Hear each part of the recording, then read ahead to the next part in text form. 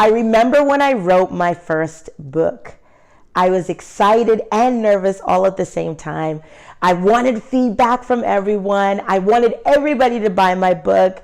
And I was even willing to give it away to whoever needed it because I just wanted to help someone.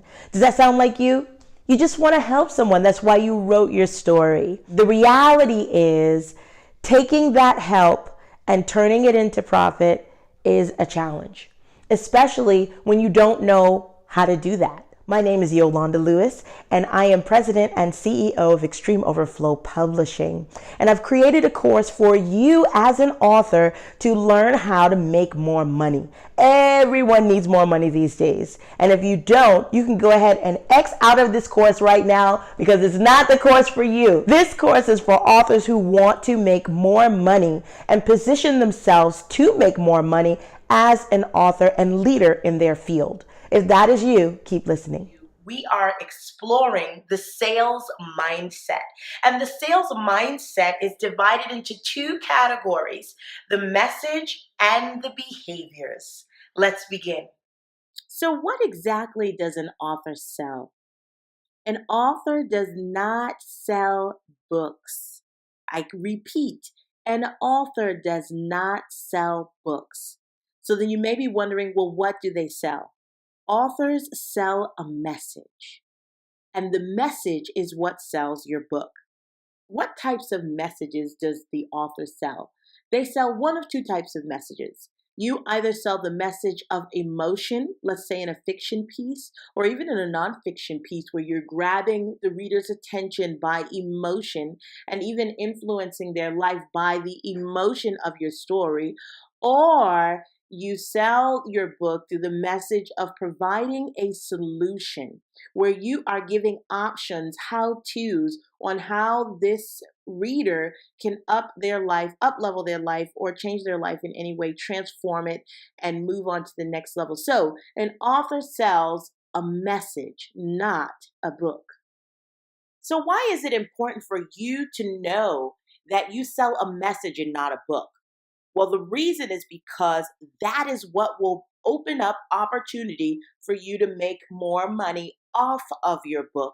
It also provides options on the ways not only that you can make money off of your book, but to get people to buy into the message. It gives you more opportunities and ways to do that, of which we will go into depth of a little bit later in the course. So sales for an author extrapolate to the delivery of a clear and concise message. You make money. This is what this means. You make money. You make sales off of your book when you deliver a very clear and a very concise message.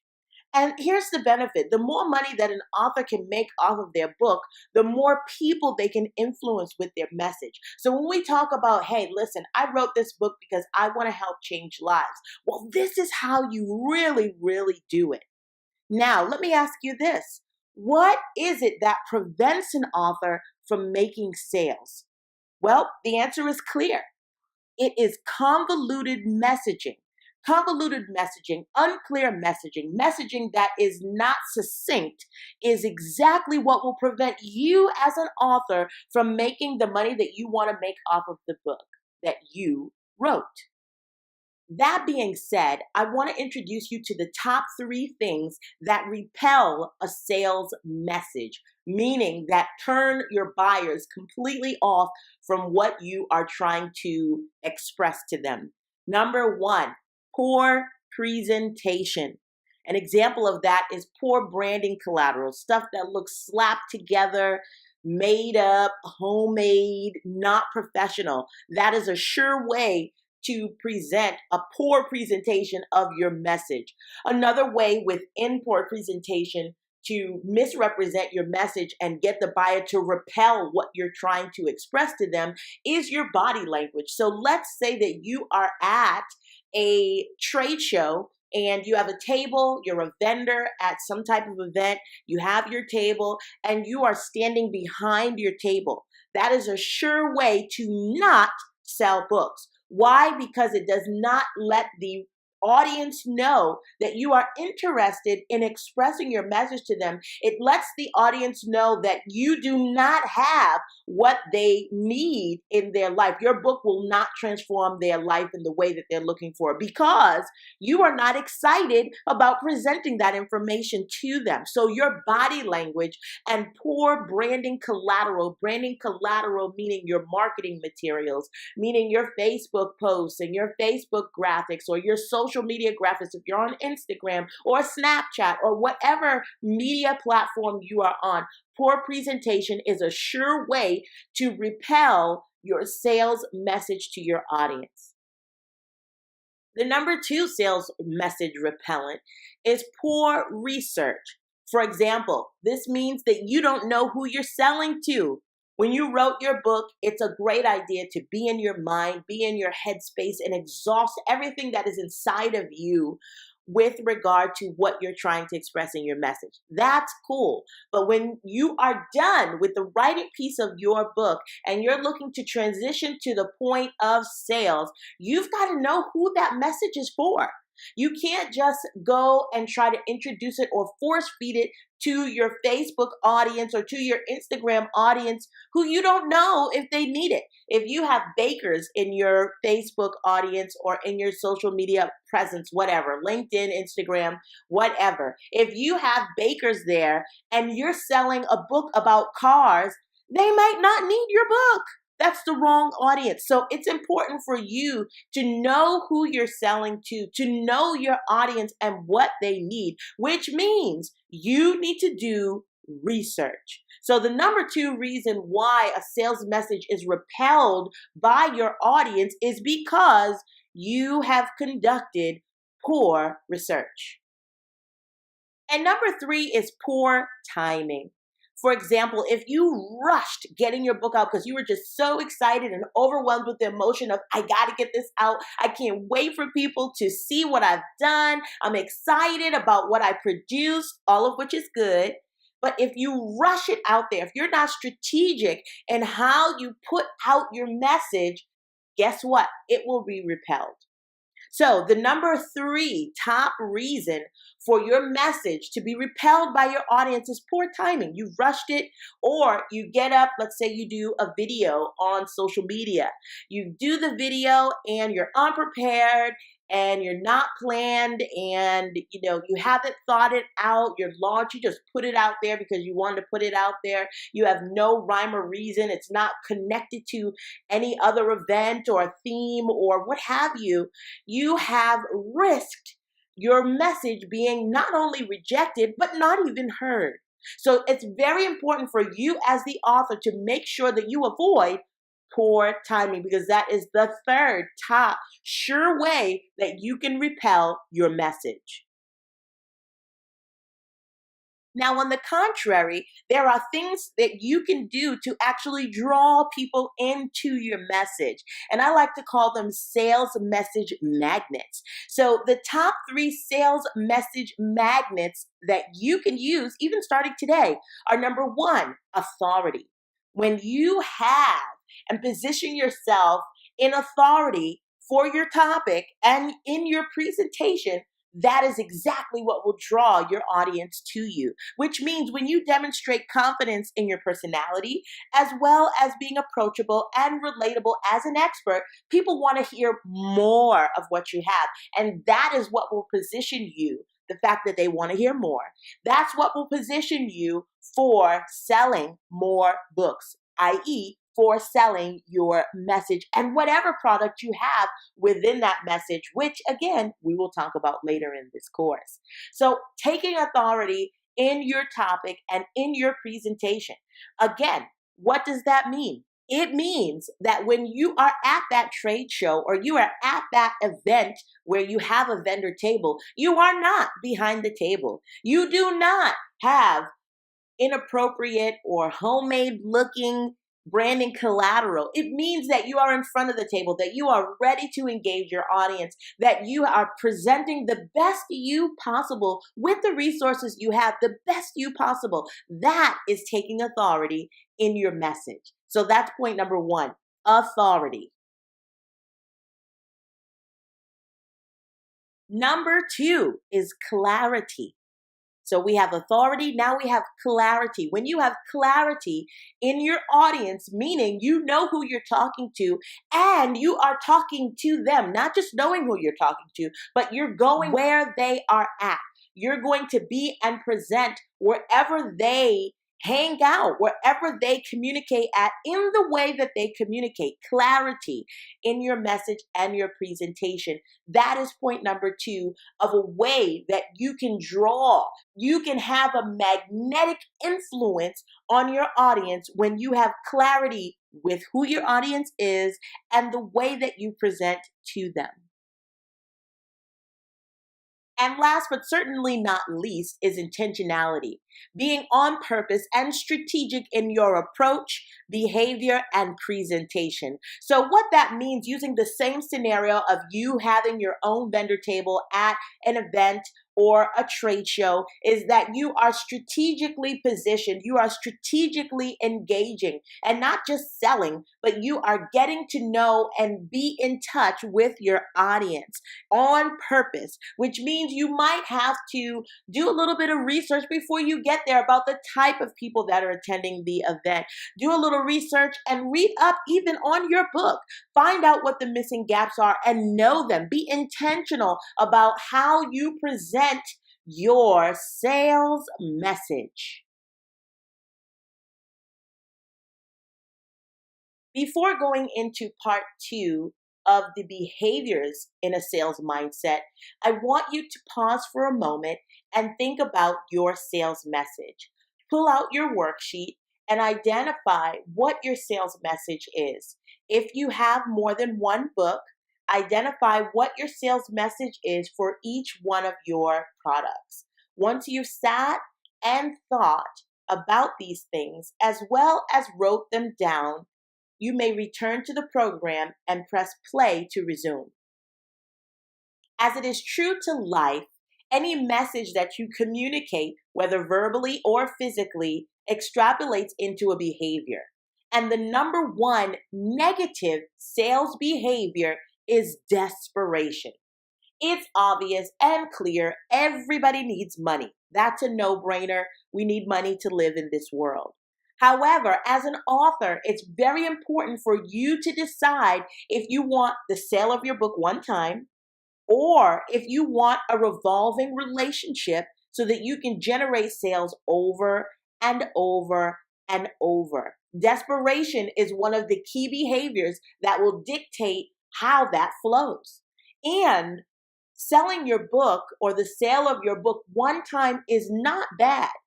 However, if you're looking to make money that also rolls over and over and over, you want to look at the latter. So traits of desperation are being pushy, not listening, being too accommodating. Oh, yes, oh, you want to buy right now? Okay, let's do right now. It's different than closing the sale, of which we'll talk about later.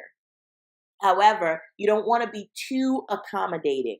Going for the close too soon and being overly eager, all of those are traits of desperation.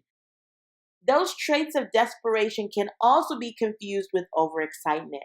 And so you want to make sure that you are present in whatever sales moment that you are in. You want to be present to making sure that you are avoiding some of these desperation traits.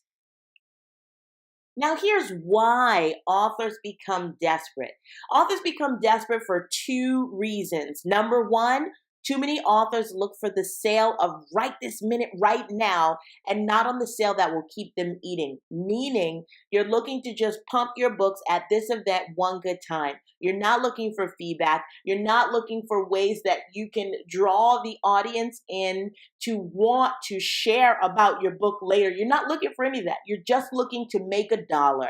That is the number 1 reason for why authors become desperate. Authors also become desperate because too many authors have a unilateral sales position.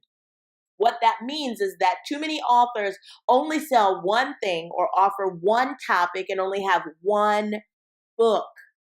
So what you want to do is let those moments of desperation, when you feel desperate, use that as an indication that it's time to develop some creativity and inspire yourself to allow new things to flow out of you so that those new things can not only create more sales of your current product, but also inspire you to engage in an entirely new stream of income, still in flow and still in step with your current book.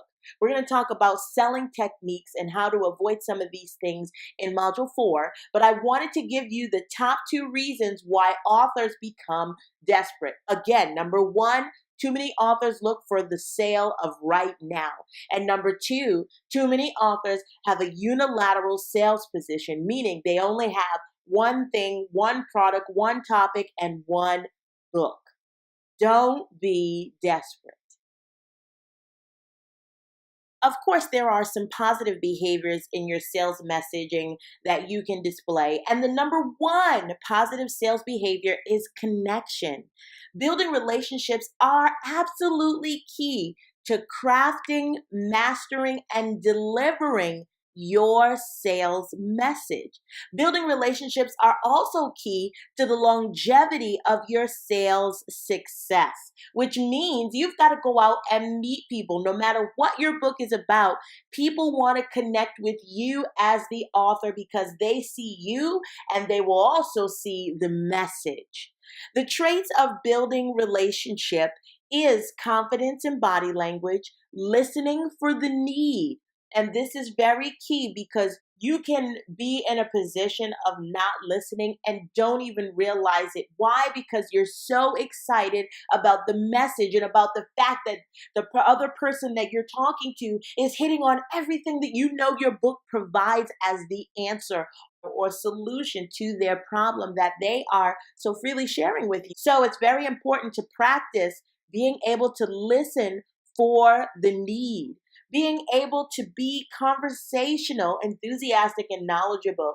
Sales behavior, as in connection, is all about the conversation. We'll talk about that soon. But I want you to remember this. You can sell the right thing to the wrong people and completely clog your future income flow. So watch in your positive sales behavior how you connect with your audience. There are 2 reasons why you as an author want to connect with your audience. Number 1 is to make sales. When you make sales of your current book, it will satisfy your personal goals. So that's reason number 1. Reason number 2 is to build product and content that you can diversify the creation of over a lifetime or your lifetime as an entrepreneur after market sales, meaning after you sold to your friends and family circle and you've exhausted sales of your book to your friends and family circle or your books to your friends and family circle. After that, you need more to give to your audience because they are now following you, expecting for you to give them more. So, 2 reasons: 1, to make sales, and 2, to build product. In closing up this module, the sales mindset of you as an entrepreneur and the sales mindset of your audience is determined by 2 things. Number 1, your sales message, and number 2, your sales behavior. And in order to strengthen your sales mindset to sell more products, you need to be sure to do the following things. Number 1, believe in your message. It will show if you don't. So believe in your message. Be open to new ideas. Let them flow through you because in most cases, they are the alternative ways that you will make money off of your book. Stay optimistic. Be positive. Look forward to what's next. Don't beat yourself up when things don't work out. Stay optimistic. Learn continuously. This journey as an entrepreneur is one that is evolving because just as you are evolving as an artist and as an entrepreneur, technology is evolving, people are evolving, economy is evolving, social issues are evolving. So learn continuously. Be relentless. I can't stress this enough. If you know that you are a writer, never quit on that. Continue to be relentless and continue to keep building. And finally, remain competitive. This is how you will stay ahead of the curve, above the game, and always making money. Everyone needs money to live. To live in this world as it is today, money is the exchange. And so I want to show you how you can up level your money even as an author, no matter the genre, whether you've written a children's book, whether you have written a fiction or nonfiction book, cookbook, whatever you have written, I've got a formula for success for you. This formula for success that you'll learn in this course is one that every successful person uses. Every person that you see that has made lots of money, this is what they use. So throughout this course, I'm going to show you how. I'm going to show you how you can take your story and make it a message that is actually marketable for someone to buy over and over and over and over again. Now, with that being said, I don't want to just show you how to become a success. I want to help you get there. So at the end of this course, we're going to meet. Yes, you and me are going to meet. We're going to have a one-on-one coaching session where I ensure and guide you through the strategy and the tools that you specifically need to use in order to get to where you're trying to go as an author, and as a successful author at that. So if you're ready to get started, let's move forward.